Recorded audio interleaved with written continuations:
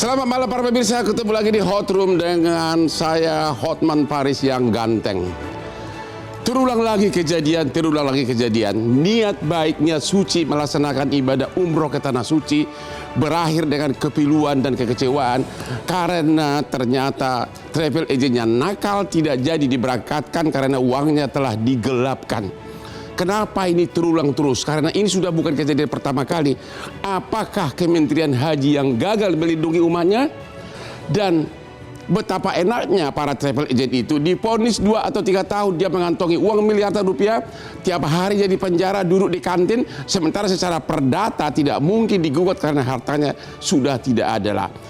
Inilah Hot Room, umrah gagal, ulah travel nakal.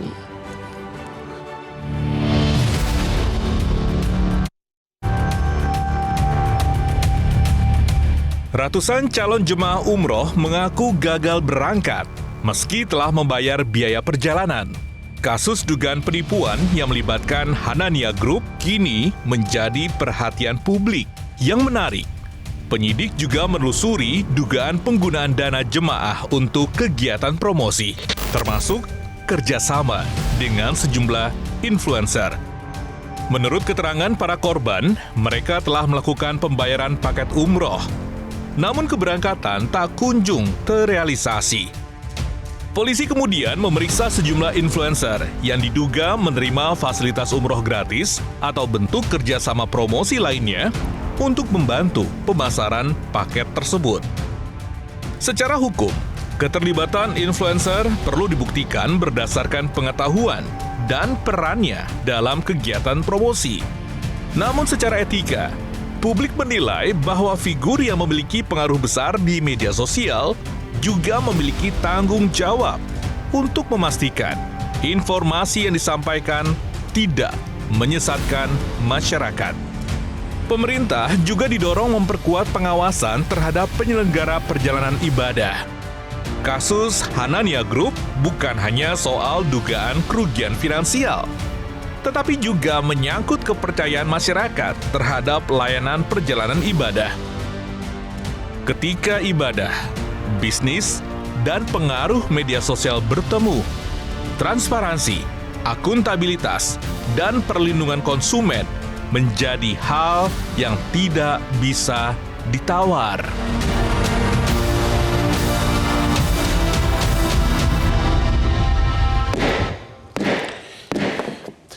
Peranan kopi dalam karir Hotman Paris setelah puluhan tahun sebagai pengacara internasional termasuk di Australia, pada awal Christmas semua konglomerat memakai Hotman, termasuk presiden kamu Bapak Prabowo Subianto 25 tahun membayar saya honor dan adiknya Hasim.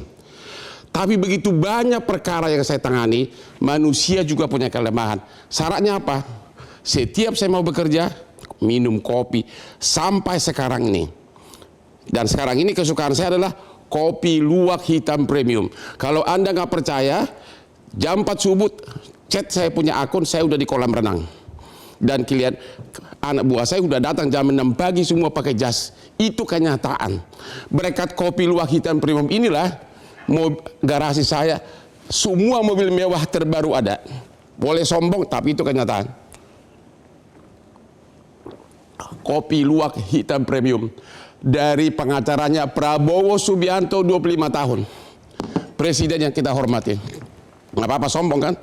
Ya emang kenyataan, dia bayar gua mahal banget. Pak Joko, coba ceritakan fakta kejadian. Anda jadi korban ya? Ya.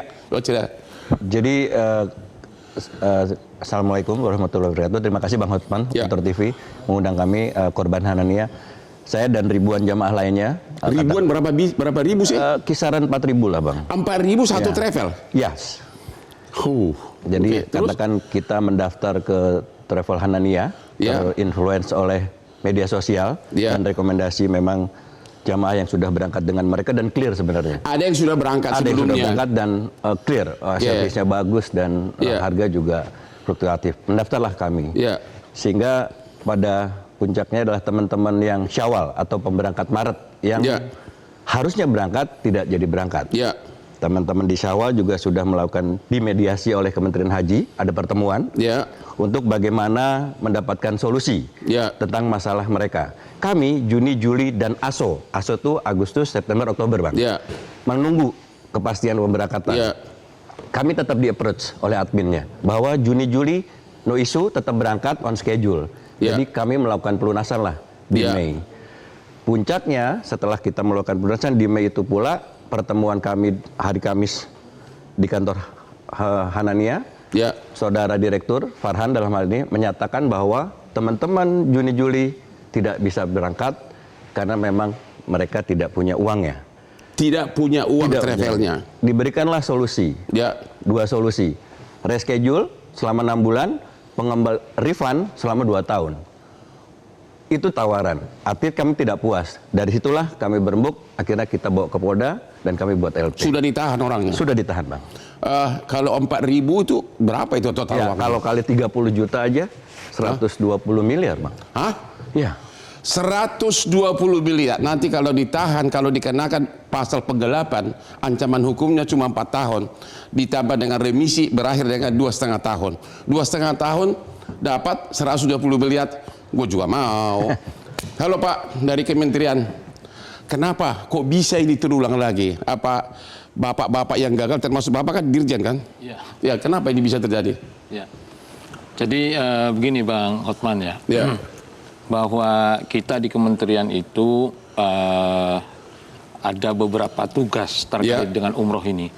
Pertama, memastikan bahwa pembimbingan, pelayanan, bahkan perlindungan terhadap jemaah itu bisa dilakukan dengan aman, tertib, dan secara syariah juga betul-betul sudah bisa sesuai dengan syariah. Hanya saja memang Hanania Travel ini bukan satu-satunya, Bang. Maksudnya satu-satunya pelaku atau apa? Bukan satu-satunya travel yang kemudian dilaporkan oleh beberapa jemaah umroh. Jadi sudah kita. banyak korban sebelumnya? Sudah banyak travel lain. Sudah banyak travel lain. Nah, jadi sejak kami berdiri bulan September itu, ya, sesuai dengan Undang-Undang Nomor 14 Tahun 2025 itu sudah hampir ada 72 travel umroh yang dilaporkan. 72 travel umroh. Iya. Nah, termasuk Hanania ini.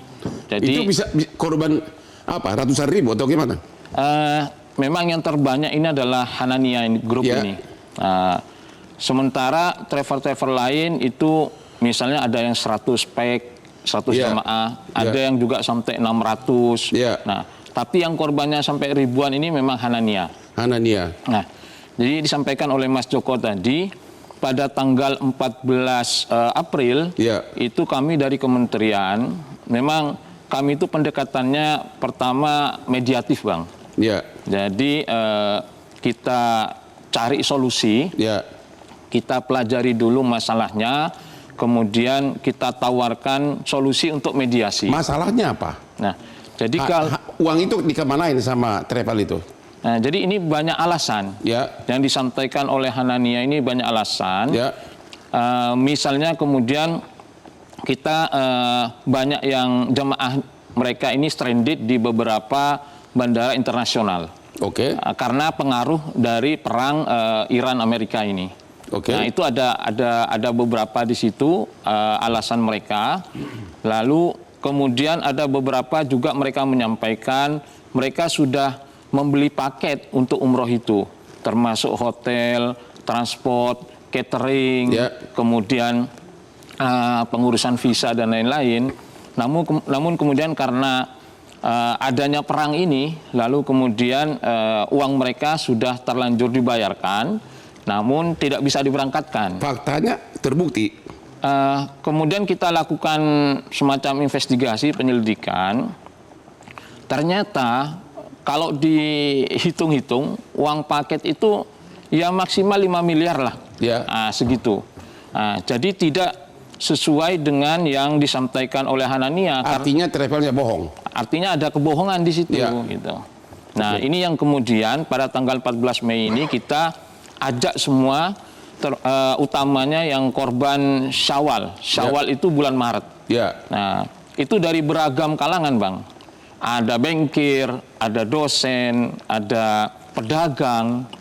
Nah itu ada kira-kira sekitar 34 grup. Ya, 34 grup. 34 seluruh grup. daerah. Ini masih bulan Syawal aja, bulan Maret. Oke. Itu kalau dihitung kira-kira 1011-an PEK. Ya. 1011 jemaah. Nah itu uang yang sudah dibayarkan itu kira-kira 34 miliar. Ya. Nah, lalu kemudian karena ada mediasi, lalu kemudian ditempuh tadi. Ada yang mau refund, ada yang mau reschedule. Ya. Yang refund itu di 30%, 40%, 30%. Dilaksanakan nggak? Ya, jadi kita sampai tanggal 29 Mei, ya, itu maksimal pembayaran yang 30% pertama, ternyata sudah kita lihat, itu tidak ada pergerakan, tidak ada upaya. Janji bohong juga? Ya. Ya. Nah, dari sekitar 34 itu kan harusnya kalau 30% itu ada sekitar 11 miliar ya, yang sudah harus di-refund kepada jemaah itu. Tapi nyatanya itu dia hanya sanggup 2,3 miliar. Ya. Nah, artinya uangnya kemana? Ya, kita yang pada saat itu juga masih bertanya-tanya juga kemana ini uangnya ini. Dipakai nikah kali Pak ya. Ini yang kemudian berlanjut.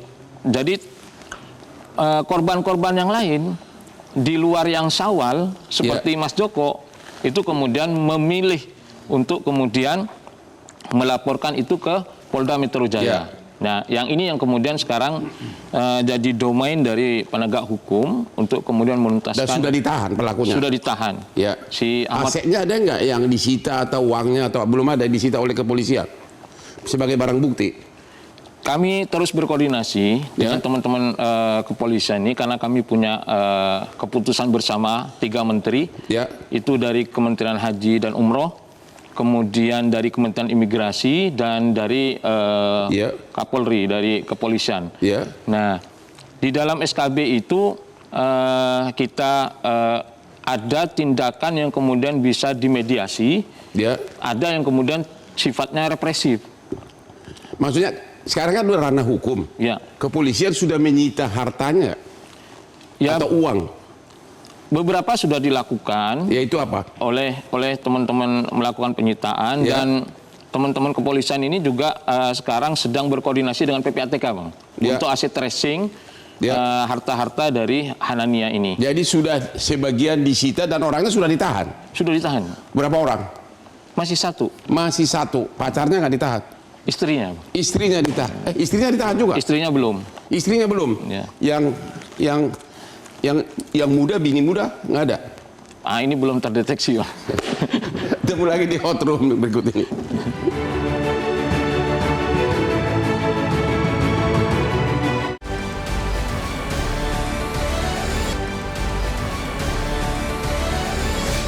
Dipersembahkan oleh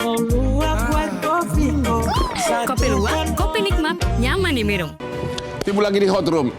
Halo ibu kita, wakil rakyat. 72 travel katanya sudah membohongin peserta umroh. Bahkan satu travel 4.000 ya. Ibu DPR di mana sih? Kok bisa rakyatnya begitu dikorbankan? Memang kurang peraturan atau DPR melakukan yang kurang kerja nih? Silakan Bu. Kilas balik, Bang. Ya. Kasus first travel itu merupakan titik terbesar dari regulasi umroh yang ada di Indonesia. Sejak kasus itu DPR dan pemerintah menguatkan melalui Undang-Undang Nomor 8 Tahun 2019, kemudian dikuatkan lagi dengan Undang-Undang Nomor 14 Tahun 2025 tahun kemarin. Nah, artinya kalau kami melihat di sini secara aturan, regulasi itu kita tidak kekurangan regulasi. Dan dari saya baca kembali pasal demi pasal itu sudah sangat melengkapi dari apa kebutuhan yang harusnya memang kita perlukan untuk travel umroh. Namun demikian yang kami lihat di sini bahwa sebaik apapun peraturan tersebut, kalau pengawasannya kurang efektif, Bang, ini tentu akan menjadi permasalahan seperti sekarang. Pak Dirjen kurang ngawasin. Ya, kita harus membuat sistem ke depan supaya pengawasan kurang, berarti Kementerian Haji kurang pengawasan. Dalam hal ini kami mengapresiasi ya perjalanan haji Apresiasi kemarin. tapi kurang pengawasan begitu.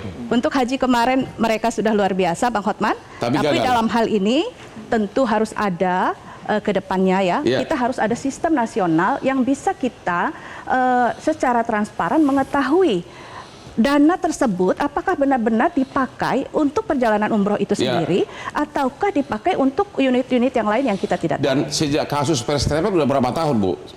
Dari tahun 2017 ya. Sampai sekarang. Sampai sekarang. Tetap terulang.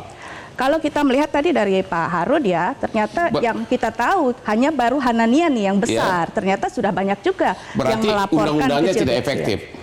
Kalau saya melihat bukan dari undang-undang tidak efektif, Bang, tapi lebih kepada bagaimana pengawasan yang sistem yang akan kita buat, seperti misalnya audit yang berkala, kemudian pengawasan yang lebih detail lah kepada perusahaan-perusahaan tersebut sehingga dana jamaah ini tidak dipergunakan untuk keperluan-keperluan lain. Kalau saya boleh saran, Bu, saya ini kan sudah menjadi pengacara ratusan konglomerat termasuk rekan wakil menteri itu sahabat saya itu. Soalnya satu kalimat gampang sekali. Setiap travel agent bikin uang jaminan di kementerian. Ya. Setiap travel itu. Kalau setiap travel sudah ada deposit, sehingga kalau gagal berangkat itu uang itu yang dipakai selesai. Mau bikin undang-undang apapun, yang orang malah nggak takut di penjara gitu. Kalau 120 miliar dihukum 2 tahun. Dengan main sana sini remisi akhirnya 1 tahun. Gimana Bu? Kenapa nggak dibikin begitu? Ya memang sudah ada dana jaminan gitu. Ya banyak gagasan yang kita tampung, Bang. Termasuk yang Abang sampaikan tadi. Tapi dari 2017 lo udah berapa tahun itu? 8 tahun. 8 tahun. Ya, artinya kasus inilah yang harus menjadi momentum kita untuk perbaikan menyeluruh ke depannya, Bang. Karena kalau tidak ada kejadian tentu itu mungkin tidak perlu dikotak-katikan peraturannya. Tapi dengan adanya kejadian ini, tentu kita harus menjadi PR lagi untuk kita bisa menjadi lebih baik ke depan. Ibu setuju nggak kalau setiap travel agent harus punya dana jaminan deposit di kementerian? Sangat setuju. Harus diperketat dari sisi keuangan. Karena banyak juga memang yang kita lihat di lapangan, Bang. Ya, ini memang mungkin ada yang disengaja. Artinya disengaja dana ini memang dibekukan seperti Abang bilang ya. Enak nih dia santai-santai bisa 7 turunan yang aman gitu ya. Tapi ada juga yang memang mereka artinya force major, mereka sendiri juga korban penipuan seperti itu. Jadi ini juga perlu ya perhatian kita ke depan. Satu pastinya jamaah yang menjadi korban ini menjadi perhatian kita, fokus kita saat ini. Tapi juga dari travel-travel yang tentunya kita harus mengetahui lebih detail ya sebenarnya apakah dana ini memang terpakai untuk hal-hal yang tidak seharusnya mereka lakukan ataukah mereka sendiri juga menjadi korban dipakai untuk membiayai ASPI kali. Halo Pak pengamat haji, apa kelemahan pengamat apa kelemahan dari undang-undang sekarang sehingga tidak bisa melindungi? Satu yang tadi adalah tidak berefek jera. Tidak efek jera karena apa? Ya tentunya tadi dengan misalnya kalau PPU, yang pertama gini Bang, PPU itu sampai hari ini jumlahnya itu 3.000 lebih. Ya. Artinya sangat besar. PPU apa itu biar rakyat tahu? Biro. Penyelenggara ibadah umroh. Ya. Jadi begitu besar karena peluangnya orang membuat usaha ini. Nah, tadi yang Bang Hotman sampaikan, saya pernah mendirikan sebuah PPU dan ada garansi bank. Nilainya hanya 385 juta. Dan itu garansi itu tidak bertahan lama, Bang. Tidak sampai 1 tahun. Itu diambil lagi kan untuk modal bergeraknya si PPU. Kan kalau garansi dipegang pemerintah kan nggak bisa dicairin. Ternyata inilah Bang, saya bilang tadi. Kelemahan peraturan ini adalah perlu ditinjau ulang ini undang-undang ini kaitannya dengan pendirian PPU itu ini tidak terlalu longgar. Ini kan longgar sekali, mudah sekali sehingga 3.000 PPU berada di Indonesia. Ini saya kira yang perlu ditinjau juga. Yang kedua, jelas di Undang-Undang nomor 8 2019 pasal 119 dijelaskan bahwa orang yang sengaja termasuk PPU yang gagal memberangkatkan itu akan dilarang. Maka sanksinya di pasal berikutnya 126 itu adalah penjara, denda dan penjara. Nah itu ternyata nggak berimbang. Kalau nipunya tadi sampai 4.000 orang, hanya 10 miliar dan 8 tahun ternyata nggak berimbang. Dan undang-undang itu pun sudah ada, karena di KUH pidana sudah ada itu namanya penggelapan. Ya. Jadi itu bukan hal yang baru itu undang-undang. Ya, bukan hal yang baru, tentunya ini adalah pengawasan tadi, ada pengawasan efek jerah yang perlu kita tingkatkan. Ini tidak berefek jerah karena yang misalnya direktur utamanya, direksinya, komisarisnya ternyata terbukti dengan sengaja penggelapan, penipuan, menggagalkan keberangkatan jamaah haji yang sudah mendaftar, itu dengan hukuman yang sangat tidak setimpal tadi, tidak di blacklist, tidak dimasuk ke daftar hitam, besoknya ganti nama, bikin lagi perusahaan. Ini kan, dan inilah kelemahan kita dalam pengawasan, pembuatan PPU dari awal tidak diverifikasi dengan Jadi jelas. Bapak setuju satu-satunya adalah dengan setiap biro travel gitu harus punya uang jaminan di kementerian. Satu, uang jaminan, yang kedua kesanggupan. Kalau saya sanggup misalnya 1.000 orang memberangkatkan tahunnya, maka Anda garansikan tuh 1.000 jamaah itu.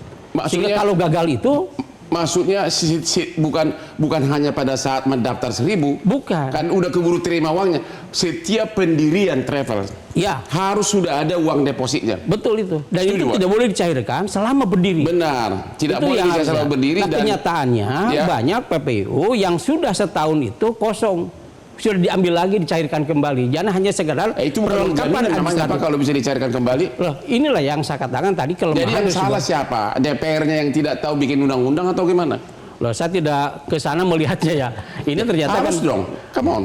Ya, artinya gini Bang, ini kan sudah ditegakkan, dijalankan. Hanya ternyata pelaku-pelaku usaha ini tidak mana. Kalau pelaku namanya pelaku jangan diharapkan diitikat baik. Kalau enggak dia bukan pelaku. Kalau dikasih uang jaminan tapi bisa diambil kembali, itu bukan jaminan namanya. Ya inilah yang saya bilang tadi lah. Kenapa dikatakan jaminan? Harusnya kan berketetapan sampai panjang. Benar. Karena untuk menjaminkan orang yang gagal berangkat, di mana seperti kasus Mas Joko ini uangnya bisa dikembalikan secara utuh 100%. Bahkan menurut saya efek jerahnya bukan itu. 2 kali lipat karena gagal, 2 kali lipat pengembalikannya. Ini kan bodoh 2 kali lipat. Jadi tolong Bapak kasih dulu inti poinnya. Ini terulang dari mulai first travel sudah dari 2017 bertahun-tahun, kata Pak Dirjen sudah 72 kasus travel, tetap begitu-begitu mengeluh. Apa kelemahan utamanya? Pembinaan dan pengawasan. Nah, kita cukup hanya pengawasan ya sudah. Ya, enggak Bang. Begitu besar tadi PPU-nya yang sampai 3.000 orang, 3.000 penyelenggara dengan pengawasan yang sangat lemah, maka otomatis peluang untuk melakukan sebuah kejahatan semakin tinggi. Maka kan harus diverifikasi. Kebetulan Kementerian Haji kan baru. Ini adalah produk lama Kementerian Agama yang lama. Inilah kebetulan Kementerian Haji sekarang kan belum melahirkan aturan baru tentang PPU ini. Menteri baru, aturan baru. Ketemu lagi di Hot Room. Selamat Indonesia.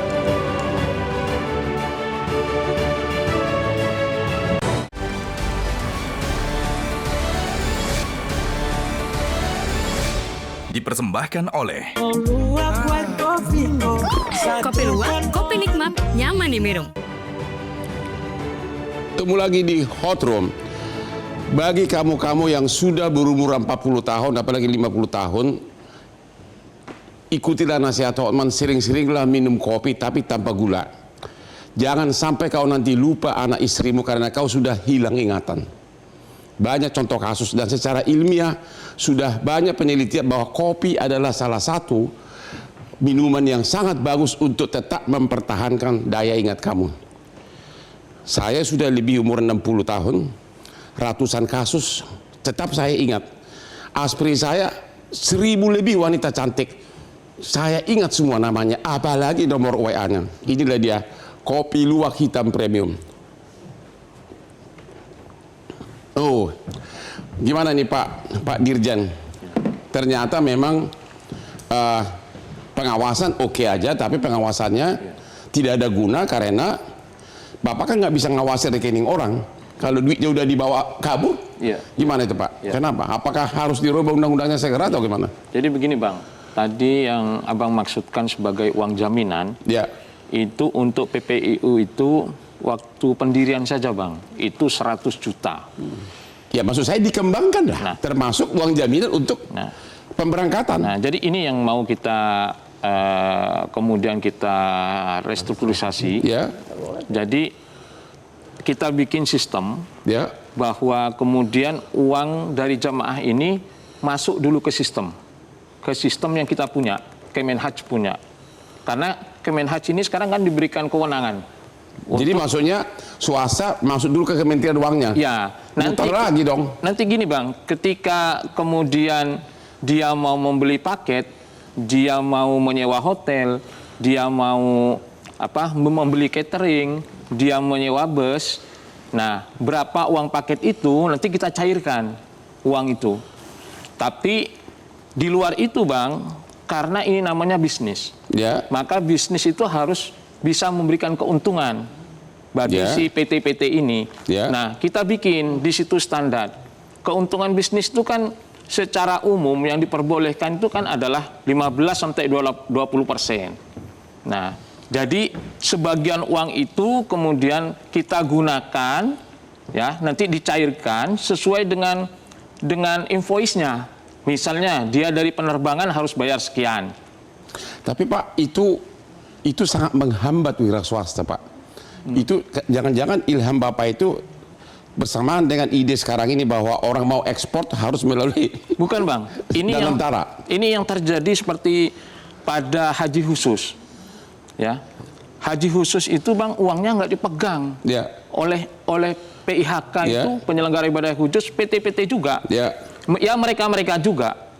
Nah, uang yang $4.000 ya, yang untuk pembayaran DP itu dia tidak pegang, tapi dikelola oleh BPKH. Jadi intinya Bapak maunya bahwa calon jemaah umroh ini setorkan uangnya ke rekening dari Kementerian Haji. Nanti ada rekening PT, tapi PT ini punya rekening di mana pengamat? Coba, setuju nggak itu? Apa itu menambah birokrasi? Ya, itu nambah beban pekerjaan. Ya. Lebih baik kalaupun mau kan diatur bahwa Kementerian Haji dan Umroh. Kenapa tidak langsung saja sebagai penyelenggara umroh? Kalau sudah sekarang banyak 74 atau 72 PPU yang nakal dari 3.000 sekian, dan masih banyak yang nakal nih pasti Bang. Ya karena belum divalidasi. Karena harus divalidasi dulu, diverifikasi mana yang layak diberikan grade A, grade B, grade C, yang C itu dibuang aja. Artinya tinggal berapa nanti ada 3.000. Tapi itu pun bisa berubah, mental bisa berubah Pak. Ya artinya nanti ketemu bini baru uangnya dipakai lagi Pak. Nah, artinya gini, kalau misalnya karena ini sudah Kementerian Haji dan Umroh, penerjemahan saya adalah menteri yang menangani masalah haji dan umroh. Kenapa? Umroh tidak langsung ditangani oleh pemerintah, sehingga masyarakat punya pilihan. Boleh ke swasta, boleh kepada pemerintah, karena pemerintah juga menjamin PPU. Gimana kalau begini Pak? Kalau umroh berapa duit? 30 juta. Berarti kalau memberangkatkan 100 orang? Ya 3 miliar. 3 miliar. Kenapa nggak dibikin? Setuju nggak Bapak bahwa setiap penyelenggara itu harus menempatkan misalnya 3 miliar dengan syarat hanya bisa maksimum ada kuota maksimum memberangkatkan berapa? Itu tinggal diatur regulasinya oleh Kementerian Haji. Tapi katanya mau duitnya masuk rekening pemerintah dulu. Ya, kalau itu kan nanti tadi nambah pekerjaan baru dan bisa malah nanti salah kaprah lagi bahwa pemerintah mengumpulkan dana masyarakat lagi. Itu jadi masalah lagi. Padahal bukan nanti dipakai lagi alasan untuk apa? Untuk lalu lebih baik tadi tuh Bang, lebih baik tangani saja umroh oleh Kementerian Agama, Kementerian Haji tersendiri. Jadi ada haji, ada umroh. Tahu kan labelnya juga ada Kementerian Haji dan umroh. Kita fokus dulu gitu kepada gagal berangkat ini. Gimana Ibu DPR? Setuju nggak uang itu dimasukkan ke rekening ke pemerintah? Ya, apa nggak pusing dari penyelenggaranya misalnya ditoli-toli di belakang Papua sana? Coba kementerian yang mana? Dia harus terbang ke Jakarta. Iya. Setuju nggak? Coba dulu, setuju nggak? Atau memang uang jaminan lebih tepat? Saya belum bisa menyampaikan setuju atau tidak, karena dalam kasus ini kita melihat banyak gagasan-gagasan yang akhirnya muncul. Dan kalau kami tentu menerima baik itu kritik, aspirasi, masukan, gagasan-gagasan yang tentunya akan didiskusikan secara lebih lanjut lagi. Karena kita melihat bahwa momentum ini harus kita pergunakan sebaik-baiknya untuk bisa memperbaiki sistem secara keseluruhan. Ya, tapi gitu, sudah bersekian tahun memperbaiki melulu, mana konkretnya apa gitu loh. Ya, Fast Travel sudah terjadi hampir 10 tahun lalu terulang lagi. 72 kasus. Kalau polisinya pinter, penjahat lebih pinter lagi, Bang. Polisi Benar. lebih pinter lagi, penjahatnya lebih pinter lagi. Dan itu akan terus berjalan. Tapi kalau uang jaminan dari rekening udah nggak bisa pintar lagi, Pak. Ya, itu salah satu gagasan mungkin ya yang disampaikan oleh Pak Harun, yang tentu ini akan menjadi bahan diskusi kita lebih jauh, Bang. Tapi artinya saat ini seluruh ide yang disampaikan itu harus kita tampung. Ya, untuk tentunya kita ahli-ahli yang nantinya akan membahas, kita libatkan juga ada dari sisi jamaah, dari sisi travel dan lain-lain, sehingga kedepannya kita mendapatkan pastinya lebih baik dan sehingga hal-hal seperti ini tidak terjadi lagi. Sekarang korban, gimana? Kalau dipidana, masuk penjara, tidak ada jaminan uang kalian kembali, gimana dong? Bang, mewakili teman-teman jamaah lainnya yang korban, kita mengkampanyekan sebenarnya dalam kasus ini, negara hadir. Kita perlu negara hadir. Caranya, bahwa bagaimana pemerintah, kita sedang proses tracing aset, Bang. Negara hadir pada saat prosesnya tracing aset. Ketika tracing aset dilakukan, PPATK announce dengan kepolisian, asetnya ada 10 miliar katakan. Begitu asetnya di announce 10 miliar, DPR tinggal bikin memo ke pemerintahan haji. Ini bridging dong. Nggak bisa, kalau udah proses hukum nggak bisa lagi. Itu dia. Begitu sudah proses hukum pidana, DPR sama kementerian udah nggak boleh turut campur. Hingga kasus fast travel. Itu malah parah itu putusan. Malah putusan mengatakan harta yang disita dari perusahaan ini malah disita untuk negara. Itu menjadi protes waktu itu. Jadi pertanyaan saya, ntar dulu, langsung dulu realistik. Jadi itu udah nggak mungkin. Kalau sudah masuk ranah pidana, DPR sampai nggak bisa turut campur. Yang Anda tahu sudah ada nggak harta dari si pelaku ini disita? Belum ada. Belum tahu sih, Bang. Dari pihak kepolisian belum infokan apakah ada penyitaan atau barang bukti lain. Iya kan boleh tanya. Iya boleh tanya, tapi itu belum 3-4 hari lalu saya ke sana belum ada. Belum ada. Itu, ya. Anda gugat perdata pun nggak ada guna karena gugatan perdata sekalipun pengadilan telah menyatakan mewajibkan si tergugat bayar, kalau nggak ada hartanya itu namanya menang di atas kertas. Ya. Jadi sia-sia.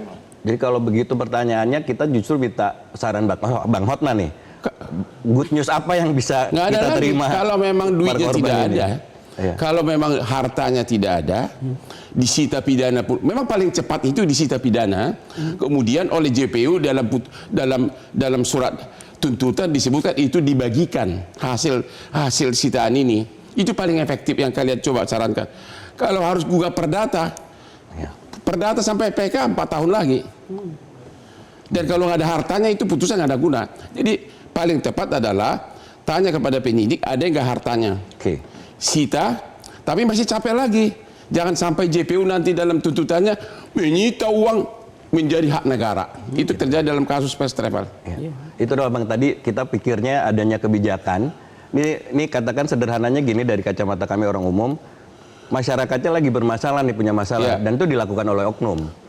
Dan sebagai negara yang mayoritasnya umat Islam, dan ini juga sudah terjadi berulang, ini saatnya pemerintah cari muka nih sama kita rakyat yang lagi punya masalah. Sebenarnya gitu, cara aturan ketentuan tadi Bapak Mendoke bilang. Ya, pemerintahnya peduli gitu, betul. Tapi konkret. Oke lah, memang tidak memungkinkan, tapi apabila itu ada kebijakan, tidak mungkin dari kas negara mengembalikan uang itu, nggak mungkin. Ya itu dia, makanya kan dari itu tadi kalau itu tidak mungkin, apa nih yang menunjukkan kami semua jamaah para korban dalam kasus ini? Apa yang kira-kira kita nih masyarakat umum juga kita akhirnya pikir, oh ya negara perhatian ya sama kita. Jadi apa permohonan kamu kepada wakil rakyat, ibu yang cantik? Apa permohonan kamu? Ya permohonan bagaimana Bu caranya ibu selaku mewakili pemerintah punya perhatian konkret untuk kasus ini. Berupaya bersemua cara kita tempuh. Kita satu komunikasi kita bagus Bu. Tadi hari ini ke Komisi 3, besok di Komisi 8 kita beraudiensi juga. Sebenarnya tuntutan saya, sebenarnya kan bagaimana menerjemahkan tuntutan bahwa uang kita kembali, meskipun tidak 100%, katakan 50%, itu bagaimana? Nah kita kan masyarakat umum nggak tahu nih, nggak tahu, karena tadi diskusinya soal next-nya lah gitu ya, next-nya bahwa akan ada aturan. Tapi yang untuk kasus ini, kita itu kampanye kita negara hadir itu yang mungkin kita perlu dengar juga dari Ibu DPR ini Pak, bagaimana? Gimana? Silakan Bu. Baiknya gitu Bu. Gimana cara mengembalikan duit mereka? Tolong dijawab Bu. Ya, kami kembali lagi kepada fungsi kami sebagai DPR RI, mulai dari fungsi legislasi, fungsi anggaran dan juga fungsi pengawasan. Jadi kalau tadi harapan Bapak ya, untuk kita harapan bisa jamaah ya, Bu? harapan jamaah ya Pak Joko mewakili ya dari teman-teman kita semua. Tentu inilah yang menjadi perhatian kita juga, karena kita berharap bahwa negara itu betul-betul hadir dalam arti menjamin ada seperti apa ya, penjaminan pengembalian dana jamaah. Itu tentu yang diharapkan oleh jamaah dan mereka bisa berangkat. Karena ini adalah impian mungkin seumur hidup, hasil tabungan, bahkan sampai menjual aset dan lain-lain untuk kita bisa berangkat Tapi ke tanah suci. sebagai anggota DPR kan tidak mungkin negara mengganti rugi mereka. Mungkin Ya, nggak? kita memang menghormati proses hukum yang sedang berlaku ya Pak. Jawabannya nggak mungkin kan? Nggak mungkin. Ya, tidak Nggak mungkin. mungkin. Tapi kalau misalnya ini dengan kejadian ini ya Pak, ini kan juga menjadi masukan supaya bagaimana masyarakat ini tidak betul-betul menjadi korban sampai tidak mengembalikan uangnya. Saran saya kepada Bapak, no viral, no justice. Oke. Hotman 911 telah menolong ribuan rakyat. Ini kartu nama saya. Oke. Nanti kita akan memviralkan kasus itu. Hubungi Terima kasih, saya. Bapak. Tunggu lagi di hot room.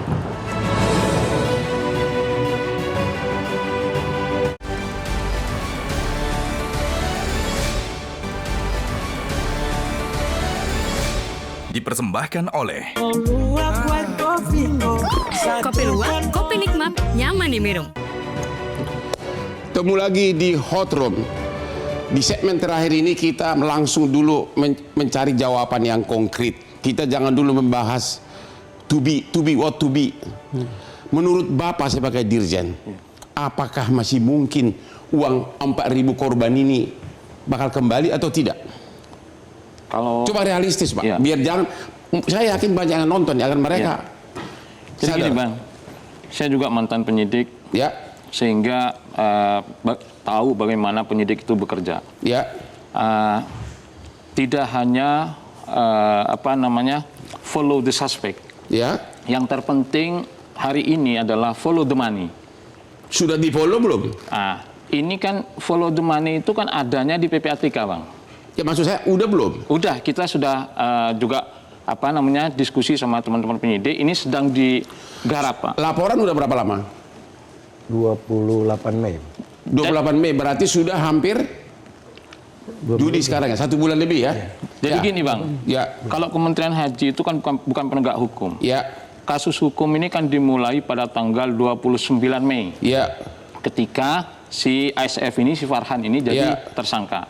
Nah, ini beda kalau Abang pasti ya. Saya ngerti begitu. ya, paham. Tolong dijawab pertanyaannya. Bapak masih memberikan harapan enggak kepada para korban ini bahwa kemungkinan kembali uangnya, kalau ada mungkin berapa persen? Jangan dulu kita berandai-andai. Ya saya kira kalau Yang sekarang ini masih pesimis. Belum ada optimis, temuan. Bang. Optimis karena sekarang PPATK ini sedang bekerja. Ya artinya belum ada temuan apapun sampai sekarang ini. Belum. Karena memang tidak diungkapkan Bang, karena kan ini masih aset Iya, oke tracing. lah. Tapi udah 1 bulan lebih. Ini menyangkut 4.000. Bagaimana dengan aset barang bergerak, tidak bergerak? Juga nggak bisa disita. Nah kemarin itu pada saat kita proses mediasi, Ya. itu kan sebenarnya ada aset-aset yang sedang mau dijual. Itu udah belum disita juga oleh penyidik. Harusnya sudah Bang. Nggak, jangan harusnya sudah atau belum. Bapak kan dirjen. Iya. Enggak, ini kan yang menangani Ya, penyidik. tapi nggak Bang. bisa. Bapak kan harusnya memonitor ke kepolisian. Ya ada beberapa yang sudah disita, tapi Coba nilainya, ada beberapa nilainya katanya. agak Kalau nggak banyak, benar gitu nanti loh. kalian bersuara lagi. Nilainya agak banyak Bang. Ya. Itu hanya mobil yang Mobil kijang, ya, mobil nempel di rumahnya, Ya. barang-barang yang ada di rumahnya. Tapi kemudian aliran uang itu kemana? Ke rekening? Artinya sampai hari ini secara signifikan asetnya belum ada yang disita. Belum. Jadi belum ada harapan. Ya dengan cara tadi Bang, aset tracing Ya yang oke deh. sungguh-sungguh. Secara penemuan belum ada harapan bahwa uang ini kembali. Yang sekarang ini berdasarkan fakta belum Ya, ada. masih dikerjakan Bang. Ya belum ada. Ya. Oke. Jadi udah tahu ya. Belum ada harapan karena memang belum ditemukan. Kalau sudah 1 bulan lebih masih dikerjakan, dari something wrong, berarti nggak ada asetnya. Ibu DPR bagaimana? Apakah ibu juga berpendapat bahwa ya udahlah, relakanlah, itu sudah nggak mungkin kembali kalau begini? Coba. Ya, Gimana pendapat ibu? sebagai wakil rakyat, Bang, saya tentu dapat merasakan kesedihan, kekecewaan, kemarahan ya dari rekan-rekan kita jamaah yang menjadi korban ini. Tentu kita berharap di sini negara betul-betul hadir bahwa mereka berjuang itu tidak sendirian. Dan tentu harapan masyarakat untuk bisa tetap berangkat. Nah, ini yang memang menjadi harapan kita semua. Bagaimana mereka mendapatkan kepastian, keadilan. Secara faktual, Ibu DPR belum mengetahui apakah mungkin atau tidak. Belum ada yang disita. Atau memang tidak diawasi juga? Kalau sampai saat ini kami memang melihat belum ada. Belum ada yang disita, Bang. Ya, namun kami melihatnya dari sisi secara luas, Bang. Memang kita harus punya sistem yang secara menyeluruh ini dapat mendeteksi kejadian-kejadian serupa ini tidak menimbulkan korban dulu. Artinya khusus korban 4.000 ini sampai hari ini masih belum ada harapan uangnya kembali. Belum. Kalau kita harapan pastinya ya, Bang ya. Karena setiap kita tetap ingin berangkat, tetap ingin uang kita kembali, dan disinilah penguatan daripada kehadiran dari negara. Oke, jadi Pak Dirjen yang menangani umroh sama juga DPR sudah memberikan keterangan bahwa belum ada kepastian akan kembali uang itu. Gimana pengamat? Apa komentar Anda? Ya, ini kan ya hukum sedang berjalan, proses sedang berjalan. PPATK sedang berjalan. Ya tentunya kan harapannya adalah ada segera kepastian. Apakah ada wujud bukti atau aset yang masih tersisa yang bisa dijual, diuangkan untuk dikembalikan kepada korban. Kalau udah 1 bulan, kalau sudah sampai udah ditahan 1 bulan ya? Belum sampai. Udah berapa lama ditahan? Baru 29 dari 29 sekarang. Baru 10 hari, Bang.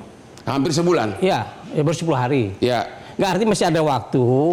Mohon bersabar, ini kan proses berjalan. Tapi kalau sudah sampai sebulan ya kasusnya akan seperti terjadi lagi first travel. Terulang lagi. Artinya ini sangat menyayangkan negara belum hadir untuk masyarakat. Yang tidak hadir siapa? Ya negara lah. Siapa itu negara? Tentunya adalah pemerintah diwakili oleh Kementerian Haji dan Umroh. Ini kan dia belum hadir. Kalau proses seperti ini, maka perlu ada pembinaan. Karena undang-undangnya tidak becus?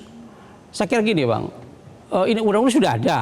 Hanya tinggal ditinggal implementasinya aja. Ini kan kalau saya gerak cepat sekarang ini, kan ada lebih dari 10 asosiasi haji itu. Bapak setuju gak bahwa the only way untuk menjamin rakyat kecil ini adalah setiap pendirian umroh travel seperti ini harus ada uang jaminan? Bukan pendirian saja, Bang.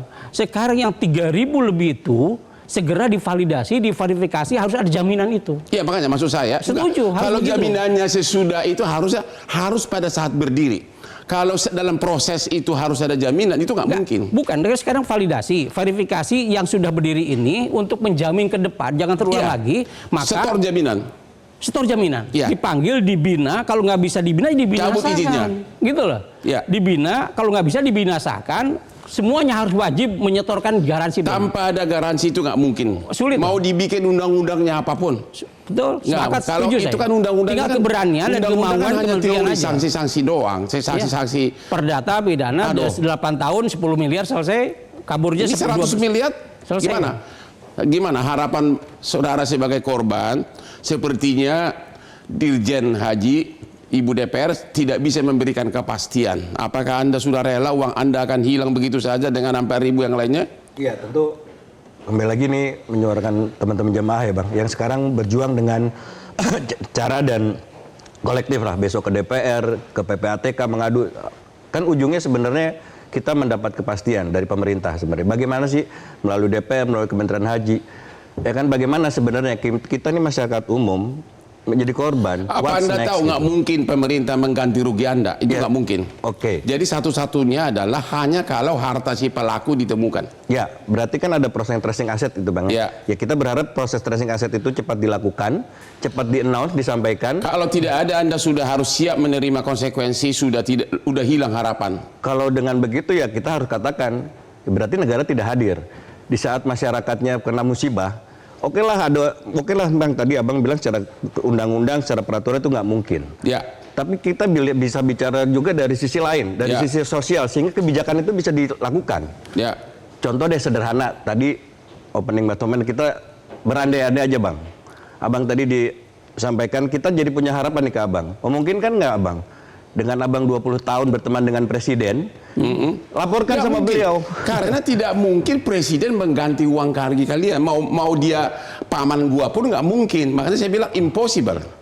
Nggak mungkin, hanya harus dari harta si tersangka. Oke, kita harus akhiri kita hari ini. Kesimpulannya adalah, halo Bapak Presiden dan juga menteri yang terkait, satu-satunya adalah setiap pendirian travel seperti ini wajibkan menyetorkan uang jaminan di kementerian yang tidak bisa dicabut. Inilah akhir dari diskusi kita. Jangan lupa menonton Hot Room setiap hari Rabu jam 9 malam. Silakan Pak, sini Pak. Kita sekarang berlomba cicil.